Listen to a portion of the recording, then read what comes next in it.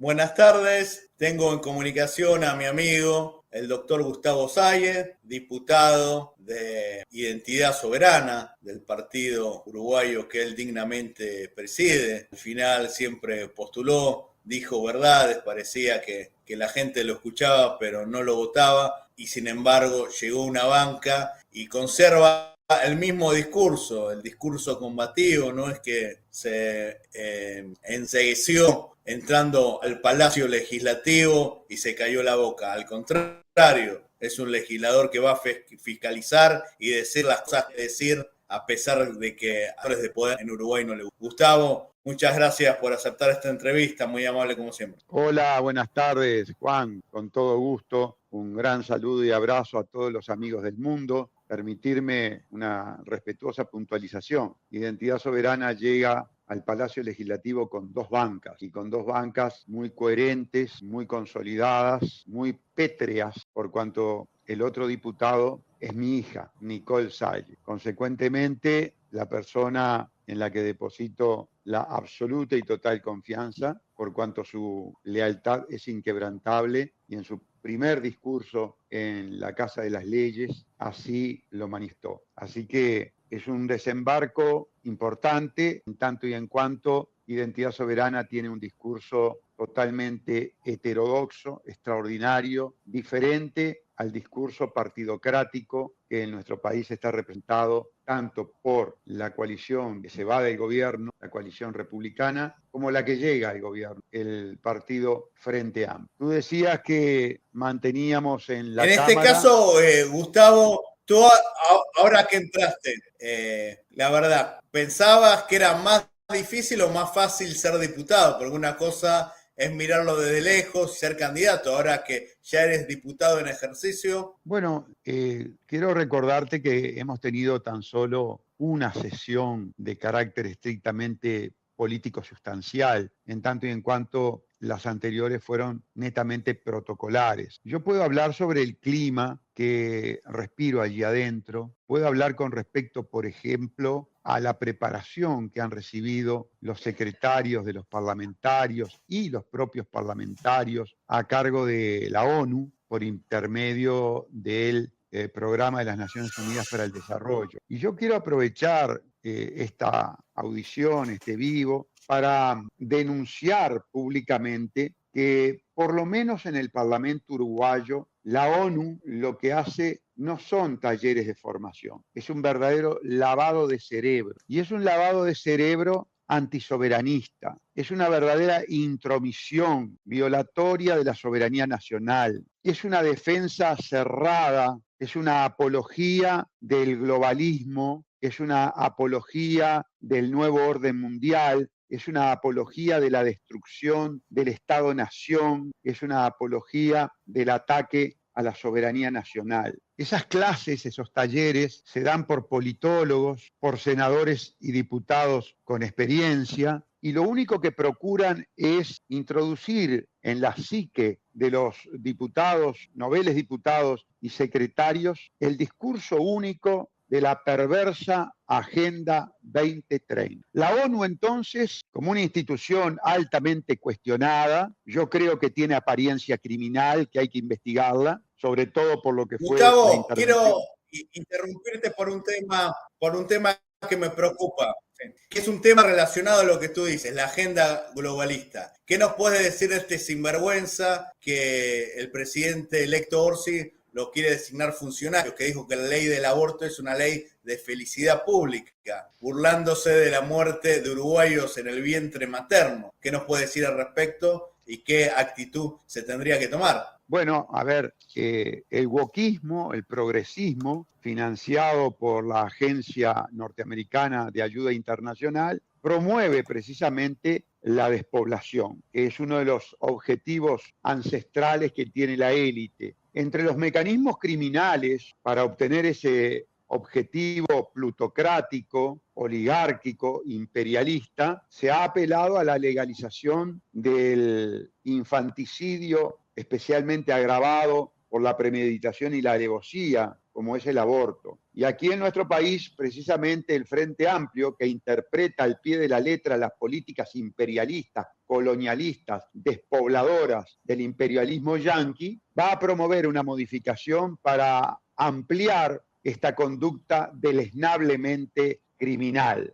Eso es lo que te puedo decir y nosotros nos vamos a oponer tenazmente. Ahora, lo que resulta significativamente insólito es que un partido político que está formado por personas y partidos que en el pasado denunciaron a la oligarquía financiera internacional, denunciaron el terrorismo de Estado, denunciaron los crímenes, hoy es polea de transmisión eficiente de ese mismo imperialismo, de ese mismo terrorismo de Estado y de esa misma política colonialista y opresiva, lo cual resulta absolutamente paradójico. Hay un tema que me llama la atención. Tú por decir estas cosas, muchos uruguayos decían que estabas loco. Incluso cuando los argentinos te escuchaban hablar, dirán, no, Say es un exagerado, un loco. Tú hablaste lo que es Milei y ahora hubo un escándalo mundial de Milei. Y esto tú de alguna manera lo advertiste, quién era el presidente argentino. En este caso, ¿qué nos puede decir de este escándalo internacional protagonizado por el presidente argentino a quien tú siempre criticaste cuando muchos lo aplaudían? Efectivamente, esta estafa que él viabilizó, por lo menos, cuando menos, es chica, es menor frente a la gran estafa que es todo su gobierno con respecto al pueblo argentino. Esa es la gran estafa de Milei. Ese es el gran aparente crimen de Milei contra todo el pueblo argentino. Van a pagar muy caro las políticas de embuste que lleva adelante este sujeto, que tienen la primera pequeña muestra en esta criptoestafa, pero que van a tener las consecuencias de un accionar con apariencia criminal muy grave que llegará a todos los estamentos de la sociedad argentina, porque su gobierno en sí es un gobierno que implica una aparente estafa contra todo el pueblo argentino. Un individuo que además ha tenido actitudes verdaderamente contrarias a la patria de Argentina, con conceptualizaciones ridículas. Y a la patria grande,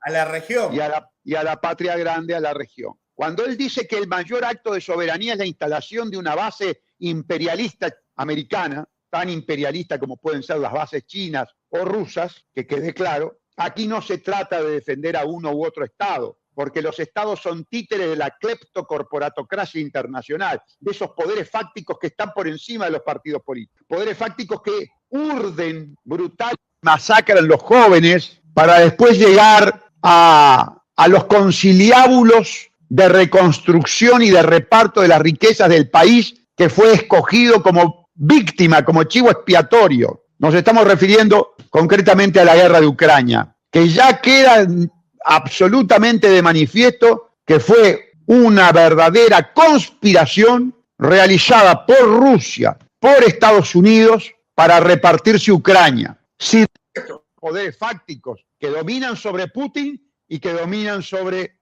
Trump. Pero volviendo a Milei, la gran estafa entonces es contra el pueblo argentino. Y tengan presente que es un individuo que justifica la masacre de niños palestinos. Es un individuo, es un profundo antisemita. Yo denuncio a Milei por su discurso de odio contra los semitas, ese sufrido pueblo que yo tanto quiero. Por supuesto, los niños palestinos son semitas que están siendo masacrados por la horda házara del gobierno sionista, terrorista del Házaro, que nada tiene que ver con el pueblo semita de Netanyahu. Sí, Gustavo, ¿me escuchas? Te escucho ahora recién. Sí, que se cayó la conexión unos minutos. Esto es lo malo de las transmisiones en vivo, pero lo bueno es que la gente nos está siguiendo. No, esto te decía lo de Milei, si bien ahora eres diputado y tu prioridad número uno es tu país, sin descuidar el tema. Decía, no, qué loco que estás ahí, critica a los uruguayos, critica a Milei, pero uno, si analiza cómo se dan los hechos, tan loco no estás. Este es el tema. A veces la prensa grande te quiere denostar, ridiculizar incluso a uno a un periodista que te critica, lo mandaste a comer tierra. Por ahí un Sí, argentino lo hubiese mandado a otro lado, al sí, órgano yo quiero, reproductor de su madre, pero en cambio tú con mucha educación. ¿Qué es lo que pasó esto? Que dijiste que es un fantasma come tierra, que esto llamó la atención. bueno, no, es un individuo, es un mercenario provocador, patoteril, más allá de que es un viejo enclenque, pero bueno, no obstante lo utilizan, él responde a otras fuerzas, a otros grupos que, por supuesto, quieren por todos los medios desestabilizarme emocionalmente, tal vez para aplicar el reglamento de la Cámara y la expulsión del Parlamento. Ya me había provocado en un canal de televisión,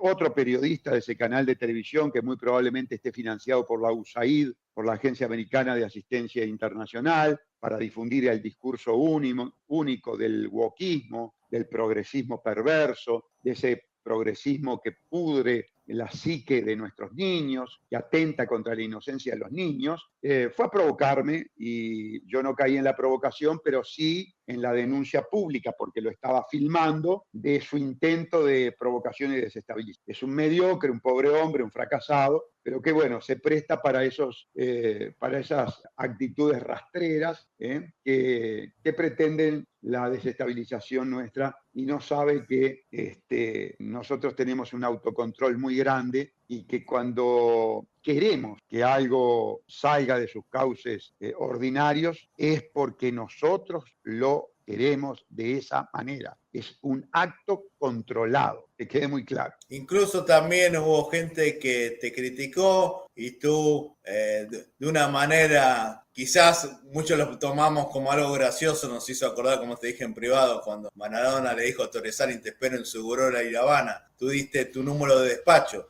La gente que está en contra de tu posicionamiento lo invitas no a pelear, sino a tu despacho a debatir y que tú expongas las razones. ¿Qué es lo que pasó? Esto que invitaste a estos trabajadores que estaban disconformes con un posicionamiento tuyo a ir a tu despacho. Bueno, sí, lo que sucede es que aquí hay todo un comportamiento muy distorsivo en el Palacio Legislativo, por lo que nosotros entendemos es el clientelismo político, la financiación de los partidos políticos, cómo las grandes empresas financian partidos políticos, luego obtienen votaciones bochornosas. Se trata de una gran empresa capitalista con un caudal patrimonial verdaderamente millonario en dólares, que pretende hacer una reestructura, se trata de un frigorífico de Chacinados, que pretende hacer una reestructura edilicia y de maquinarias. Entonces, en lugar de hacerse cargo de los jornales, de los 348 empleados que eventualmente no puedan trabajar a totalidad la jornada, no eventualmente tenga que quedar hasta el 31 de marzo en sus casas, lo que hace es trasladarle al pueblo uruguayo esa carga del seguro de desempleo para beneficio personal y para aumentar su rentabilidad en el negocio. Y le traslada eso a un banco de previsión social que está verdaderamente en una situación crítica por el gasto tributario. ¿Qué es el gasto tributario? El gasto tributario son las exenciones tributarias que las grandes corporaciones extorsivas, constitutivas de la cleptocorporatocracia internacional, le imponen a los estados como exoneraciones tributarias. Yo no pago impuestos. La zapatería chiquita del barrio, el almacén del barrio, la farmacia del barrio, paga todos los impuestos. Pero las grandes corporaciones reciben exenciones tributarias y si no, esta forma de socializar los costos de la mejora de la infraestructura de la empresa, trasladándoselas al pueblo uruguayo. Cuando en realidad lo que debiera hacer en todo caso es, si no tiene patrimonio, que lo tiene y le sobra, tienen yates, helicópteros, miles de hectáreas de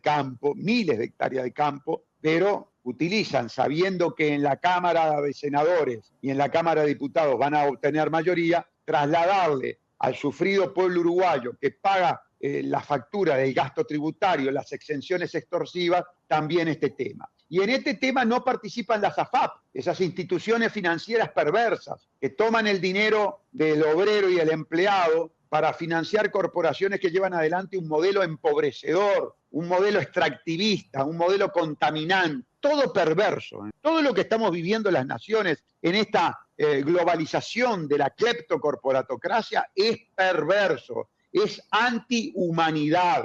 Va a tener que llegar un momento que la humanidad reaccione contra estas grandes corporaciones perversas. Gustavo, ¿cuántos diputados? ¿130? ¿Puede ser? No. La totalidad de la Cámara. 99 diputados. 99 diputados y entre ellos está el presidente de la Cámara. Sí. En este caso, ustedes son 2 diputados y cuerpos colectivos, por más que 1, 2 o 10 sean maravillosos, sean gente honorable, y seguramente lo es la dipiste, es muy difícil que te aprueben leyes, llegar a consenso. ¿Cómo se puede hacer? Imposible. Porque si no solo queda en una actitud denunciante y principista, ¿cómo se puede lograr que logre fiscalización y que logres legislación con gente que te juega en contra, para decirlo en un lenguaje popular? Se entrecortó todo tu discurso, pero más o menos pude hilvanar lo que me preguntabas. La ecuación en la Cámara de Diputados es 2 soberanistas contra 97 agendistas. Consecuentemente, la gente tiene que saber que proyectos de ley presentados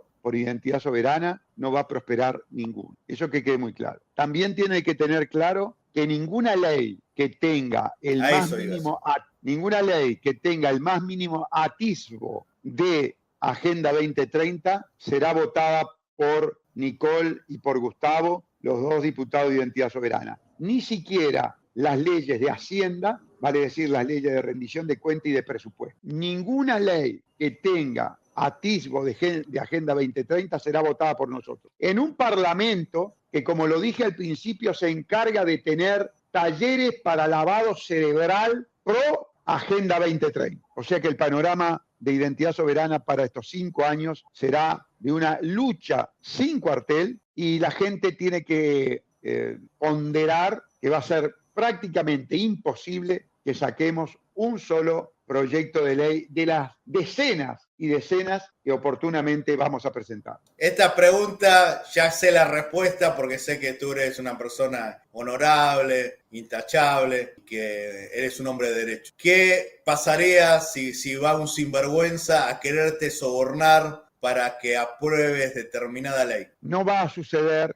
porque en el Uruguay y en gran parte del mundo nos conocen y saben que eso es absolutamente una conducta abyecta, criminal. Es una propuesta indecente, una propuesta criminal. Así que tranquilo, Juan, no va a suceder. Y no aceptaría nada raro, porque sigues con el mismo discurso de cuando eras candidato. No es que llegaste ahí y ya te quieres acomodar, no, al contrario. Sigues una línea de conducta en la vida y en la política, y esto habla muy bien de ti. Por eso hago esta pregunta, para que el pueblo uruguayo no tenga duda quién es Gustavo Say, el diferente, el distinto. Nosotros ya marcamos la línea amarilla de la ética política. ¿Qué opinas de este?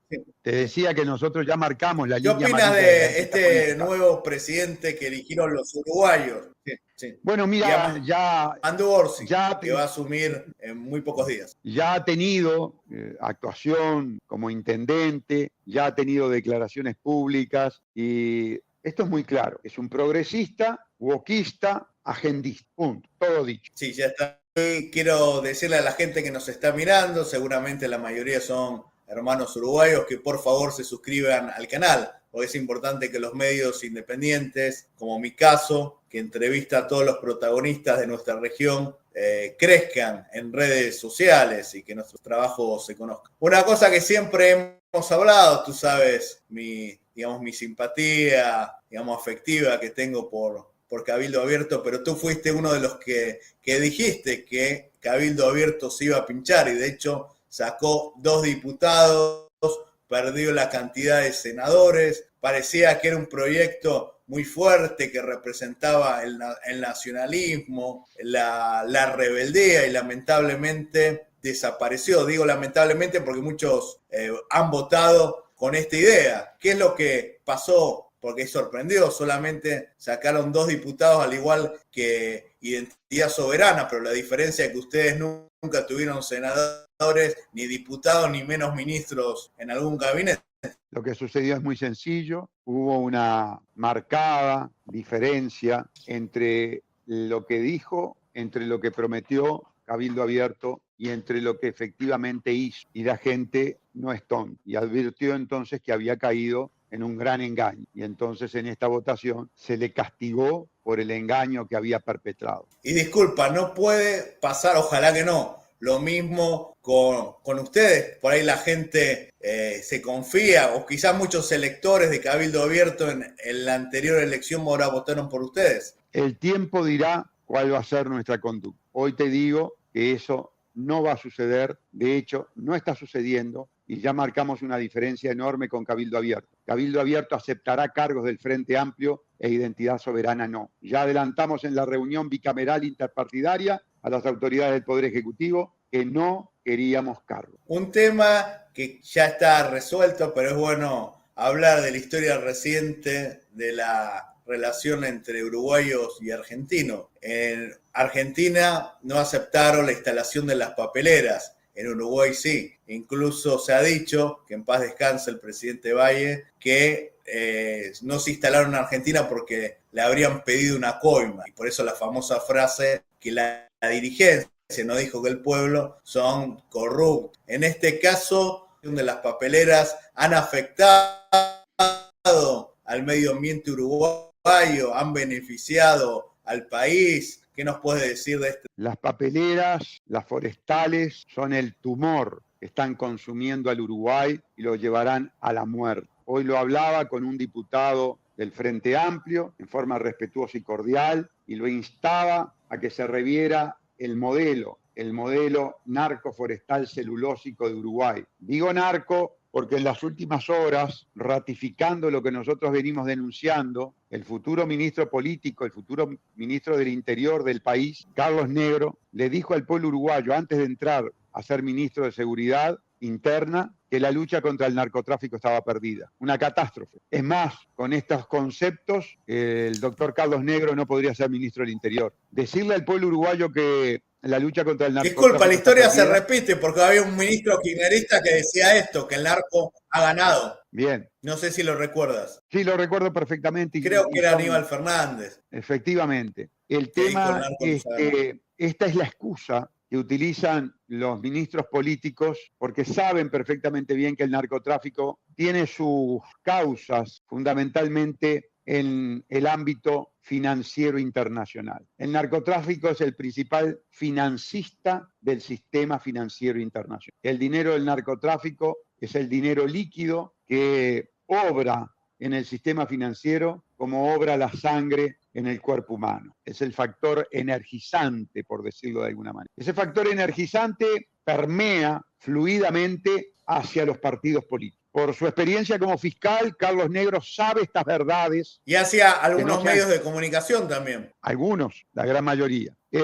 Carlos Negro, como ex fiscal, que tenía prohibido la política, hacer política, lo cual resulta paradójico porque dejó de ser fiscal hace unas horas y ahora es ministro político, sabe perfectamente bien lo que yo acabo de decir que es verdad. Y por eso se cura en salud, una técnica discursiva, se cura en salud, abre el paraguas, como se dice coloquialmente, porque él no va a tocar las verdaderas causas y promotores del narcotráfico y beneficiarios del narcotráfico, que son los banqueros. Si no se tocan las verdaderas causas y beneficiarios del narcotráfico, por supuesto que el narcotráfico gana la guerra. Les quiero decir algo con total contundencia. La violencia a nivel de los estamentos sociales es erradicable en 48 horas. Si se toca a los principales promotores y beneficiados del narcotráfico, que es la banca, los banqueros. Después el tema de la guerra a nivel territorial se soluciona en 48 horas. Uruguay tiene perfectamente detectada a todas las personas vinculadas al narcotráfico. Tiene prácticamente un censo de todas y cada una de las personas vinculadas al narcotráfico. Bajo un sistema de excepción, lo que se llama medidas prontas de seguridad, que es un instituto constitucional previsto en el artículo 168, numeral 17 de nuestra Constitución Nacional, con 70.000 hombres en armas como tiene el Uruguay, contando desde la Fuerza Aérea hasta los bomberos y la policía caminera. En 48 horas tú desarticulás absolutamente todas las bandas y todos los operadores territoriales del narcotráfico. Hablando del narcotráfico, ¿cómo se refuerzan los mexicanos en Ecuador? Hay bandas criminales también relacionadas con el narco, venezolanos. En Perú, en este caso, ¿cómo se puede controlar que no vengan más organizada uruguaya y uno no va a permitir que vengan de otros países? ¿Cómo se trabaja una ley de inteligencia y cómo se guarece en la frontera? Vuelvo a repetir, el trabajo de campo, el trabajo a nivel territorial es el más sencillo. El problema lo tenés en las cúpulas empresariales, en las cúpulas banqueras, las cúpulas políticas. Ahí está el problema. ¿Por qué no se termina con el narcotráfico a nivel mundial? Insisto, señores, el narcotráfico es al sistema financiero y al sistema político internacional lo que la sangre es al cuerpo humano. Punto. Es el elemento vital. Mal que nos pese, esta es la realidad. Por otra parte, el narcotráfico necesita un ataque de carácter cuando menos regional.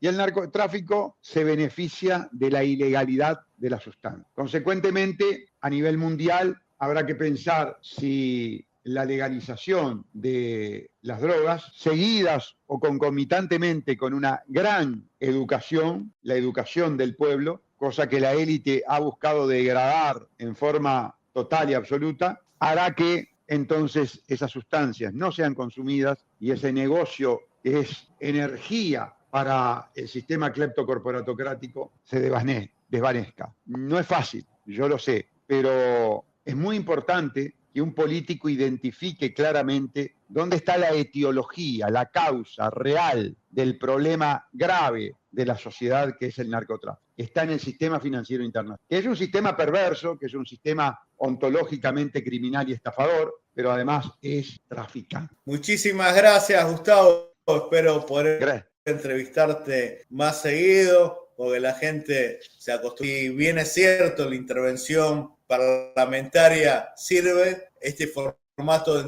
entrevista también sirve, más cuando es en vivo, que la gente pueda preguntar, brindándote el apoyo, quizás haciendo alguna consulta, alguna duda. Muchísimas gracias y suerte en tu gestión, que va a ser muy dura, muy sacrificada, pero bueno, tú estás para la lucha y para defender a tu patria. Muchas gracias. Gracias a ti, Juan. Un gran abrazo a todos los amigos del mundo.